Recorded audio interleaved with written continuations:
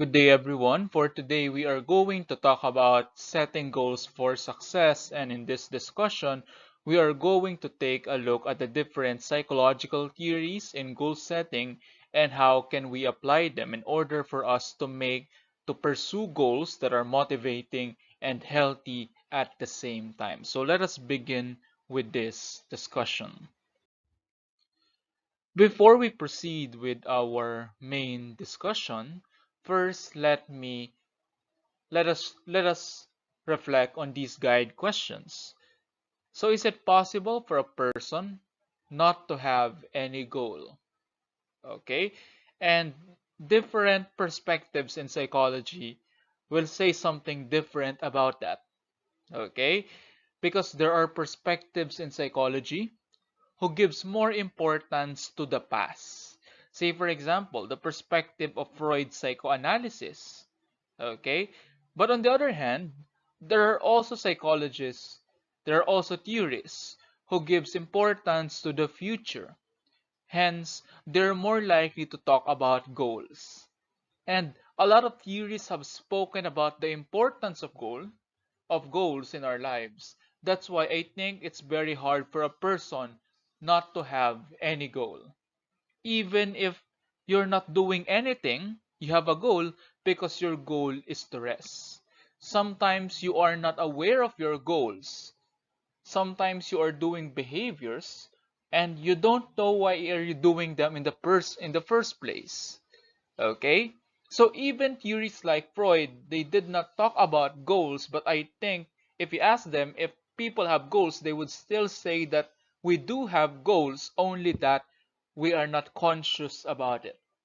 Okay? Say for example, Freud might say to you that your goal in your goal in relating to that person is for you to be able to overcome your unresolved issues back in childhood and you're not conscious about it. Your goal in helping other people is that you want the feeling of the feeling of success and being able to help someone. So what I'm telling to you here is that not all goals are conscious. Some of them may be unconscious. And some unconscious motivation will continually affect us even beyond our awareness. And there are instances wherein we pursue maladaptive goals and because of that we are becoming unhealthy.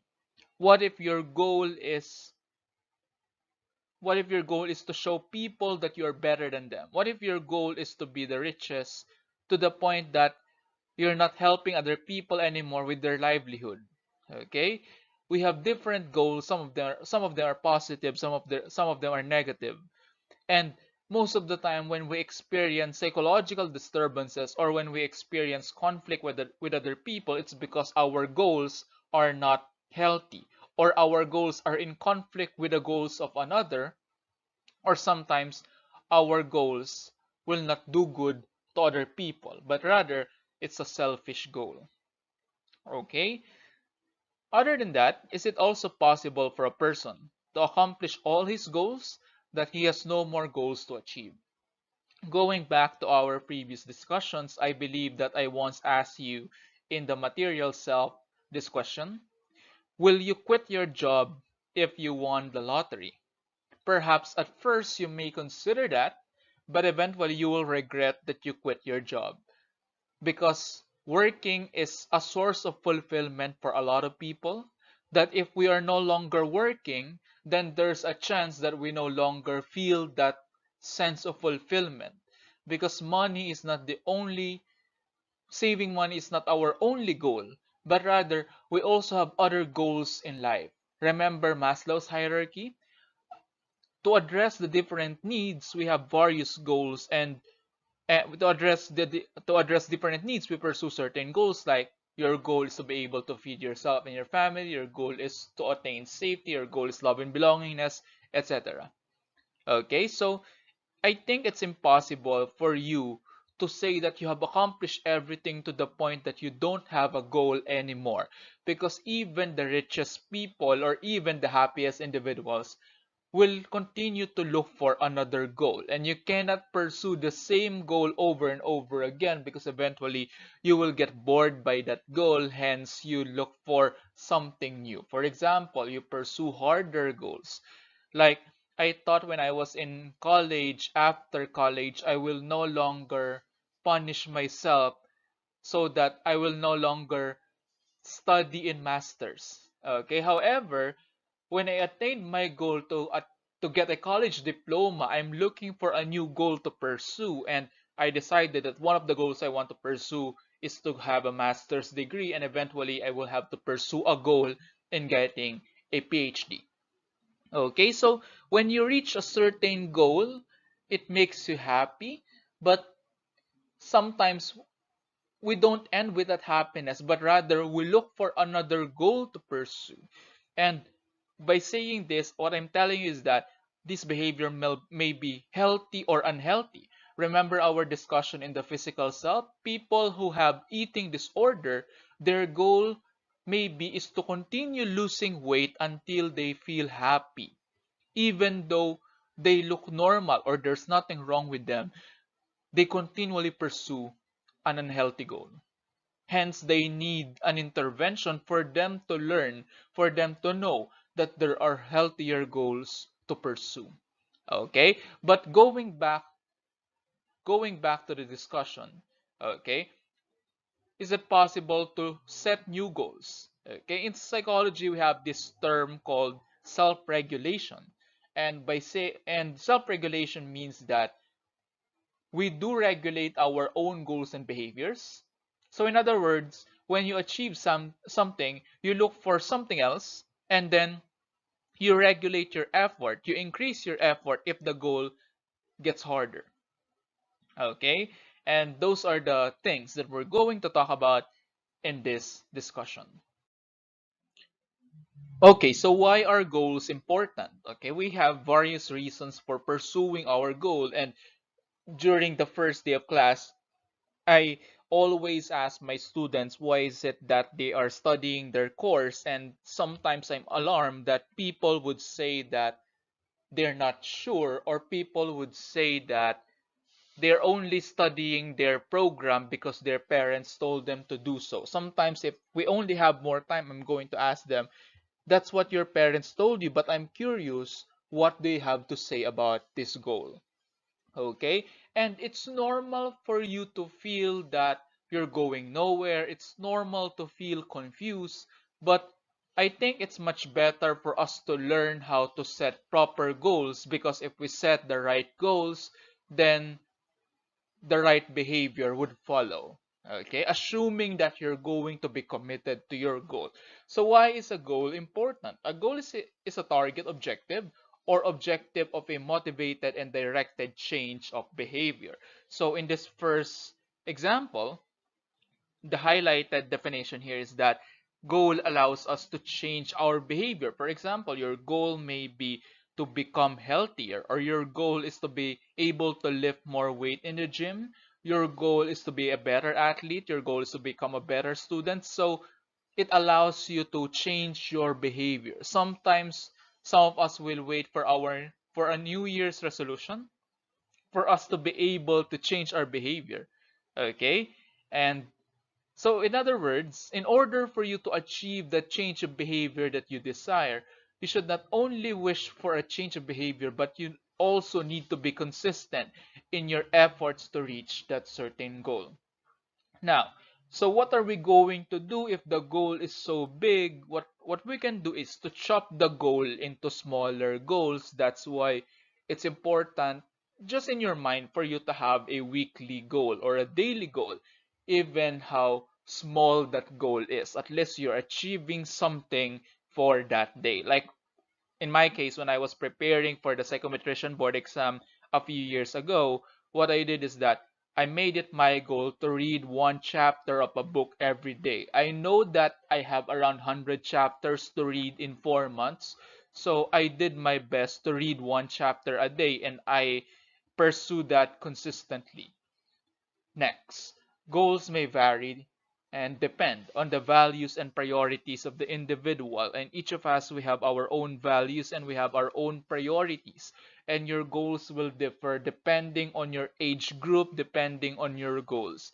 Like, for example, if you have some older classmates here, their goal may not be the same with your goals, but rather perhaps their goal is to settle in with their life and to be able to have financial success or success in marriage. So you can ask your parents about that goal and you can ask children about their goal, and you will be able to see that we differ in the kinds of goal that we set, and it depends also on the influence of the society to our values. Okay, and we want our children to have good values so that they will pursue the right goal, because there are children who value success and perfectionism over anything else because that's what their parents prioritize, and we don't want to torture children that way, and we just want them to enjoy. So don't let your goals, your absurd goals or your crazy goals or your goals that are out of control, to ruin your experience. So as much as possible, as a mental health professional, what we do is that we make sure that a goal is something that is not beyond the control of the individual. Say, for example, if you don't have friends, your goal perhaps is to have 3 friends after this month. But the thing is, even if you do your best, what if the people around you don't want to be friends with you? So we change the orientation of people, and we try to set a more personal goal, and we try to change the way they say their goal. Instead of making it a goal to have 3 friends, we can rephrase that as I my goal is to be more friendly to people, so that you won't base your success on the behavior of other people around you. Because regardless of how much you change your behavior, some people may not recognize that change. Okay, so it's important that your goal is within your control and not beyond your control. Next is that goals are important for behaviors to make sense. Okay, so it's important for you to know why are you studying this subject, and why is it important to save, why it's important to attend training, because most of the time, if people don't know what they're doing, then they will lose for passion for what they're trying to do. Okay, so it's important for you to remind yourself every now and then about the goal that you are trying to pursue. And that's the importance of your goal in everyday life. So goal setting allow us to experience the following. First, it directs our behavior. So instead of doing something else or having no goal, it's much better to adapt a certain goal, because at least you have a target. Okay, and at first it would be hard to set goals because you don't know what's the target yet. But eventually, the more goals you set, the more you learn what kinds of goals are doable and which of them are not doable. Okay, so setting goals allow us to direct our behavior. For example, you cannot have your own restaurant and you don't have goals. Okay, it may be hard for you to know if you are improving or declining in your performance. Okay, other than that, goals can determine the individual's progress towards accomplishing it. So if you have a goal, then you are trying to pursue something, then you'll be able to judge yourself if you are getting closer to that goal or if you're not getting closer to it. Are you stepping forward or are you stepping backward? Okay, so a goal allows you to rate your performance and to know if you have to keep on improving. Okay, other than that, goals serve as guide to discipline behavior. For example, your goal is to lose weight or your goal is to have a healthier body, then you will not pursue goals that are contradictory to your present goal. So for example, if before your goal is to eat all the sweet foods in the grocery, or eat a good cake by the end of the month, then perhaps you're no longer going to pursue that, knowing that you prioritize one goal over the other. Next, goals keep the individual busy. Okay, believe it or not, if you are in my age, if you are now in your adulthood, you are more likely to feel guilty for not doing anything, or you're going to get bored if you're not doing anything. That's why it's just shocking to know if a person have doesn't have a livelihood, or he doesn't work, because eventually you will ask, oh, if you don't have work, what do you do? Okay, don't you have any hobbies? Do you just stay all day? Okay, goals allow us to feel productive, to get that sense of fulfillment, to get that sense of accomplishment. It keeps us busy instead of us just merely wasting our time. And goals motivate the individual. Okay, so it's important for you to remind yourself about your goal, about the reasons why you are pursuing that goal, and those reasons may include your family, yourself, okay, your society. Okay, and we have different goals. Okay, one important factor in setting and pursuing goals is your capability to stay committed and to make your dreams come true. Now, let's talk about that concept. And in psychology, we call that as self efficacy, which was proposed by Albert Bandura. And according to Bandura, the person self efficacy is the person's belief about his capacity to exercise some measure of control over his behavior and over events that take place around him. Sounds a bit complex, but in layman's term, if you have high self-efficacy, then it means that you believe that you'll be able to do what you want to do. And people who have low self-efficacy may believe that they are not skilled enough to do what you're asking them to do. For example, public speaking is a good example for this one. There are people who believe that they are efficacious enough to engage in public speaking. Hence, they will no longer hesitate if you ask them to speak. For example, I think that I'm a very good speaker. That's why it's no longer I'm no longer alarmed whenever I have to speak in public. In contrast, I know people who have low self-efficacy in public speaking. Hence, when I ask them to perform in front of others or to do other things, they may not show the same confidence that I have. Okay, and I totally understand it because we have different circumstances.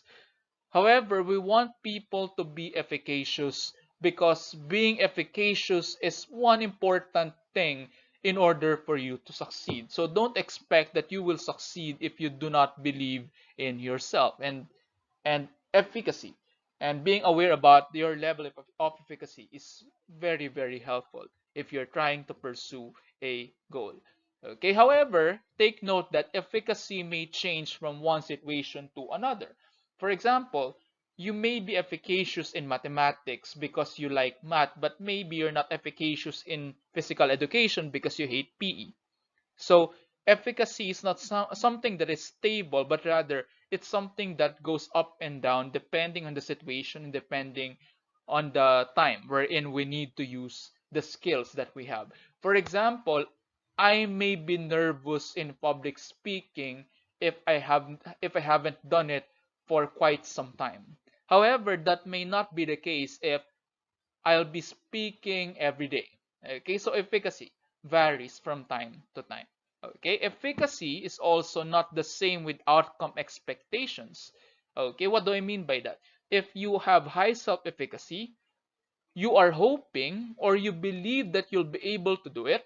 However, this doesn't mean that you're expecting that you're going to succeed all the time.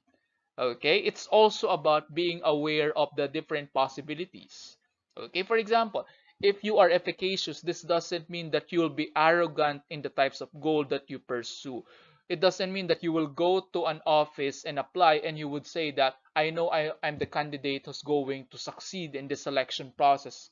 That's not how it works.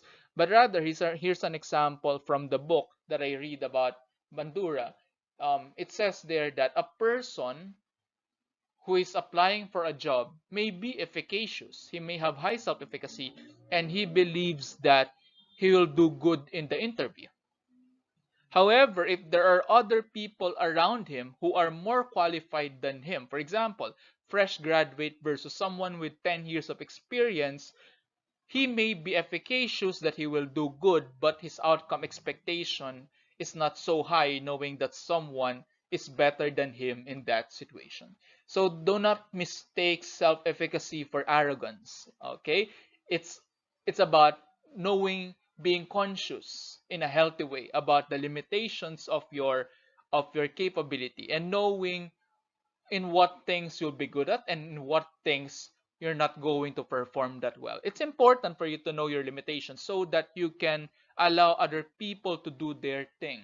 Okay? It's sometimes it's better to ask people for help instead of doing it on your own. Okay, so here are the factors affecting self-efficacy, and let's take a look at them. The first one is what we call mastery of learning and skills. And of course, if you have more experience in that area, then you're more likely to have higher self-efficacy in that area as well. Okay, and at the same time, if you're not so good with that, then you're going to have low self-efficacy in that aspect or in that area of concern. The next is what we call a good social model. And in Bandura's theory, when we say a model, the model is the person that we look up to. Sometimes we imitate their behavior. So it's important to have good models. Your models can be your parents, can be your teachers, can be your favorite basketball player, etc. So if your model is your parent, then it's good to have a responsible parent. In other words, if you and your parent, both of you are singers, okay, it's important for your parent to show their trust in you when you are going to sing, because if your parent doesn't believe in you, then how are you supposed to believe in yourself? Okay, so sometimes we also base our expectation of ourselves on the model that we follow. For example, if your favorite basketball player failed in something, you may also believe that you may also fail in that area. Okay, so that's, you may be conscious or not so conscious about it. Okay, that's why it's also important for you to be able to select a good model that you're going to follow, and do not select models who will be negative influence to your to your attitudes or to your behavior. Okay, for example, do not follow people who do not follow people who are famous for doing bad behavior, or infamous kids in, for example, in grade school, okay, or bullies. Okay, do not label them as your model.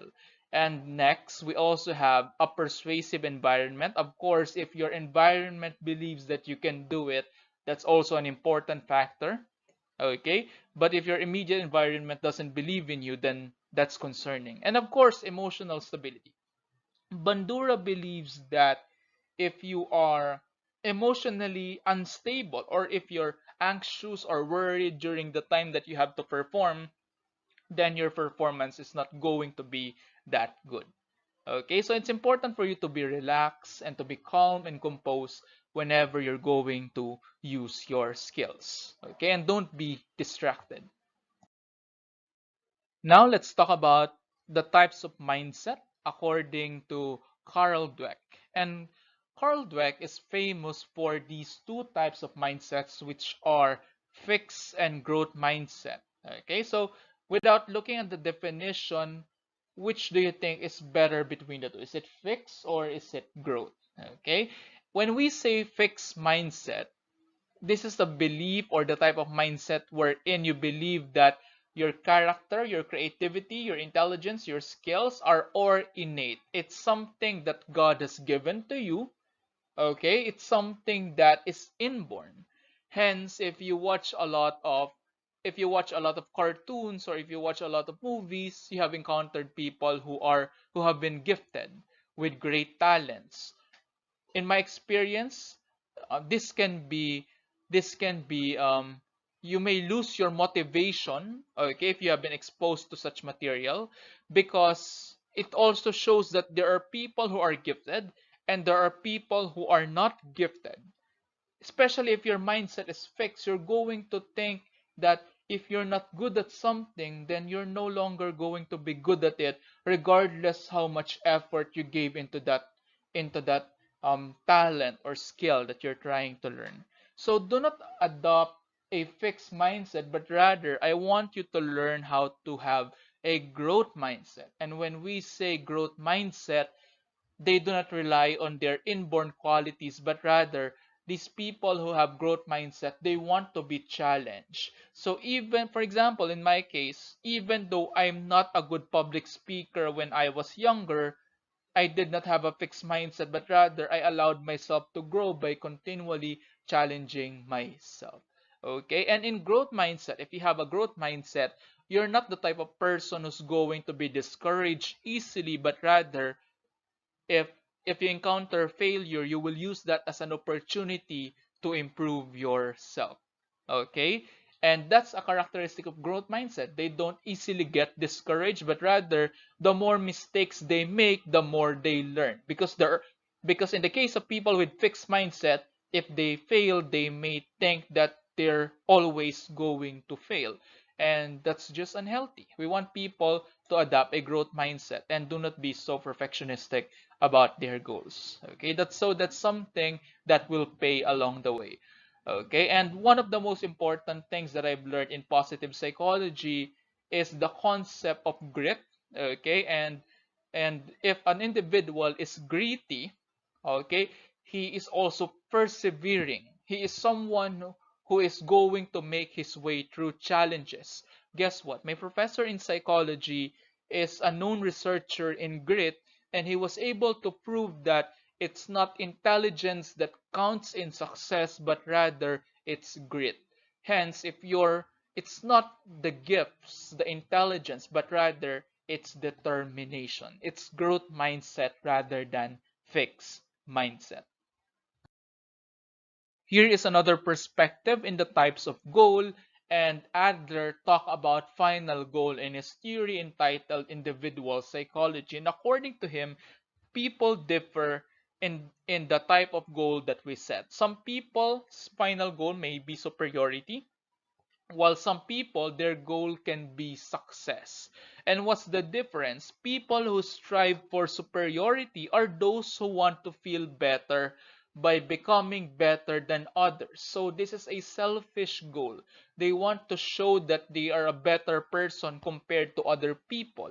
And according to Adler, these are the people who lack social interest or community feeling. So what is social interest? This is a term from Adler's theory wherein in order for you to be healthy, you should have high social interest, or your goal should be contributing to the society, not just for yourself. If you think of yourself only in different situations, then you have low social interest. But if you think of the community, then you have high social interest. And for Adler, a healthy person is someone who pursues a goal of success, okay, or the success of everyone, not just personal superiority.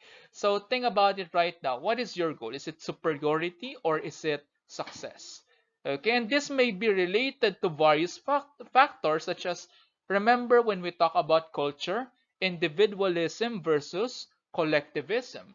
In individualistic culture, there is more emphasis on success and being personally superior, but in collectivistic cultures, there's more emphasis on becoming successful as a group. Okay? So culture may also influence in the types of goal that we set. There's also what we call goal orientation theory, and I like this theory. And this is very similar to Carol Dweck's types of mindsets. And according to goal orientation theory, there are two types of goals: performance or learning.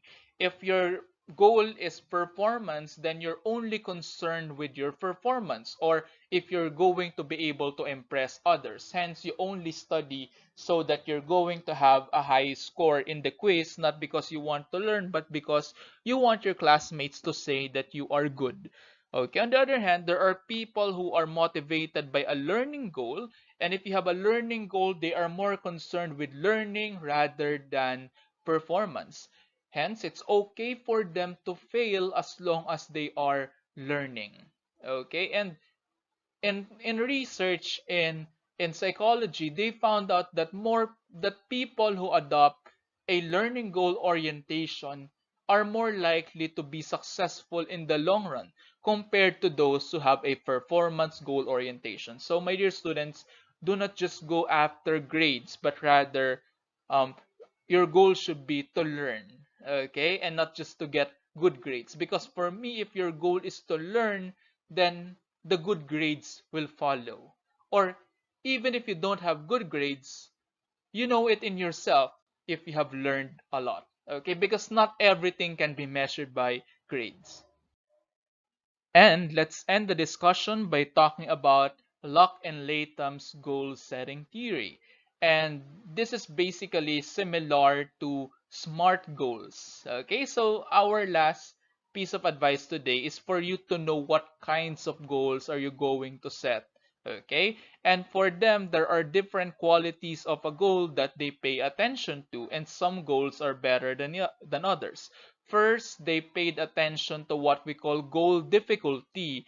And when we say goal difficulty, it's about the difficulty of what you're trying to achieve. And they do believe that harder goals are more motivating than easy goals. So your goal in going to school is not just to get a passing grade, but rather your goal is to perform well. Okay? So that's according to them. For them, it's much better if your goal is difficult, if your goal is something that you will work for rather than having a very easy goal. Okay, and goals should be specific. Goal specificity says that it's much better to pursue a specific goal rather than a general goal. Okay, so this is actually their example. They don't like it when people say my goal is to do my best, because to do my best is a generic goal.